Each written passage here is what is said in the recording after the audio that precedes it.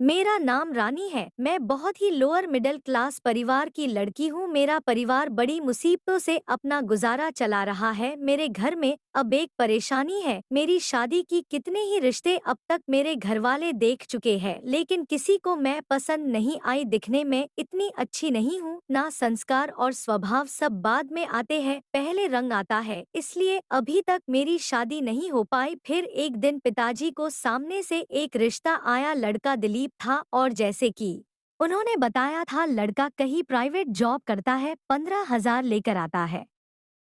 पिताजी और माँ ने ज्यादा पड़ताल नहीं की और मेरी शादी पक्की हो गई। शादी के लिए मेरे भी कई अरमान थे। मैं चाहती थी कि पिताजी की चिंताएं थोड़ी कम हो जाए, इसलिए मैंने भी हाँ कर दी। पिताजी ने पेट काट कर मेरी शादी के लिए कुछ गहने बनवाए थे। ज्यादा तो कुछ हम दे नहीं पाए और उनकी तरफ से कोई डिमांड नहीं थी। पिताजी को लगा कि बच्ची की किस्मत अच्छी है, जो उसे इतना अच्छा घर मिला है। शादी हो गई और मैं विदा हो गई। सुहागरात को मैं अपने बिस्तर पर बैठी उनका इंतजार कर रही थी। मेरे मन में कई तरह के ख्याल थे। मैं थोड़ी घबराई भी। अभी करीब 1 घंटा हो गया था मुझे अपने कमरे में बैठे उनका इंतजार करते हुए। तभी बाहर से मुझे चिल्लाने की आवाजें आने लगी। मैंने दरवाजे के पास जाकर देखा तो दिलीप और उनके पिताजी में बहस हो रही थी। मुझे लगा कि दरवाजा खोल कर बाहर जाऊं, लेकिन मैं वही रही। फिर कुछ देर बाद वो जोर से दरवाजा खोल के अंदर आते हैं। उनके आते ही कमरे में बहुत दुर्गंध फैल गई। वो बुरी तरह नशे में थे, फर्श पर गिर पड़े। शायद पिताजी उन्हें यह चिल्ला रहे थे कि वो आज शराब पी कर आए हैं। मेरी तो कुछ समझ में नहीं आया, क्या करूं। रात भर वो वही फर्श पर सोते रहे। सुबह जल्दी उठकर मैं किचन में गई। सास ससुर दोनों मुझसे नजरें नहीं मिला पा रहे थे। मैं उनके लिए चाय बना कर ले कर गई। वो कमरे में थे। जैसे ही मैंने चाय दी, वैसे ही उन्होंने चाय का कप फेंक दिया और बोला, दोबारा हिम्मत मत करना मेरे पास आने की। तू मेरी बीवी नहीं, इनकी बहू है, बस जाकर उनकी सेवा कर। सांस को कप गिरने की आवाज आ गई थी। मैं किचन में गई, तब मेरी सास मुझसे बोलती है, पत्नी के आने से पति की जिंदगी में बहुत बदलाव होता है। आने से कई बिगड़े आदमी सुधरते देखे हैं हमने। मैं कुछ नहीं बोली, सिर्फ इतना ही सोच रही थी कि यह मेरे साथ क्या हो गया।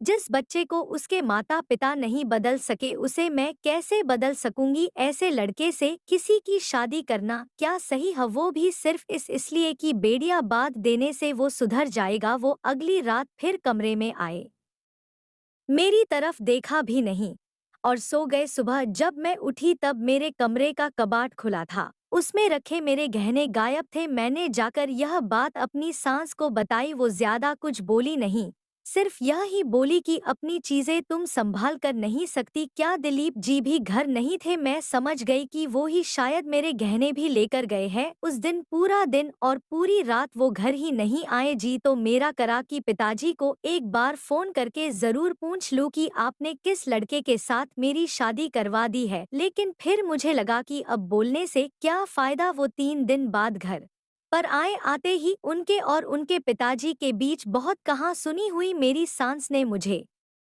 फिर ताना मारा कि बहू लाए थे कि चलो बेटा संभल जाएगा, लेकिन उसके आने के बाद तो ये ज्यादा बिगड़ गया है। मैंने भी सोचा कि मैं इतनी जल्दी तो हार नहीं मानूंगी, इसलिए मैंने अपने आंसू नहीं गिरने दिए। मैंने उनसे फिर बात की। मैंने पूछा कि आप क्या चाहते हैं, ऐसे ही जिंदगी को आगे बढ़ाना या आपने कुछ सोचा है? वो बोले कि तुझे जो करना है तू कर, मुझे तेरी शक्ल भी नहीं देखनी। मुझे थोड़ा गुस्सा आया और बोला कि फिर आपने शादी क्यों की? वो जोर से बोले, शादी मेरे घर वालों के कहने पर की। मुझ पर कर्जा था 2 लाख का, वो उन्होंने तभी दिया जब मैं शादी को माना। फिर मैंने बोला, तो फिर आपने मेरे गहने भी इसलिए लिए थे? बस मेरे इतने बोलने पर उन्होंने मुझे जोर से चांटा मार दिया। मैं जैसे सुन रह गई। अभी 7 दिन भी नहीं हुई मेरी शादी को और मेरे साथ यह हो रहा है। अब मैं रात भर सो नहीं पाई। मैं अपने भविष्य के बारे में सोच रही थी और मेरे सामने कई विकल्प थे जिसमें से मुझे चुनना था। रात भर मैं सब यही सोचती रही। फिर सुबह हुई और मैंने अपना सामान पैक कर लिया। मेरी सास मुझसे पूछने आती है, यह क्या कर रही हो? मैंने बोला, मैं अपने घर जा रही हूँ।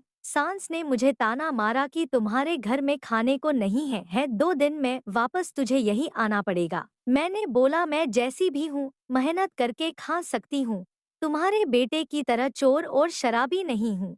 मेरी सांस मेरा मुंह देखती रह गई। पता नहीं मुझ में इतनी हिम्मत कहाँ से आ गई। मुझे पता था कि यह मेरे और मेरे परिवार के लिए बहुत संघर्षपूर्ण हो सकता है, लेकिन उस समय मुझे यही ठीक लगा। उम्र भर ऐसे किसी के साथ कैसे रह सकती हूँ जो चोरी करे, शराब पीकर मुझे मारे। मैं उस घर से चली गई। आगे क्या होगा देखा जाएगा। दोस्तों, जीवन में हमेशा एक बात याद रखना, कभी भी कोई भी काम करने से पहले उसके बारे में 1000 बार सोचना चाहिए। आज अगर उसके पिताजी ने यहाँ सोचा होता तो उसे कोई परेशानी नहीं होती। तो दोस्तों, आपको यह कहानी कैसी लगी हमें कमेंट करके ज़रूर बताइए, और आपका प्यार और सपोर्ट बनाए रखना, और इस चैनल को सब्सक्राइब ज़रूर कर लें।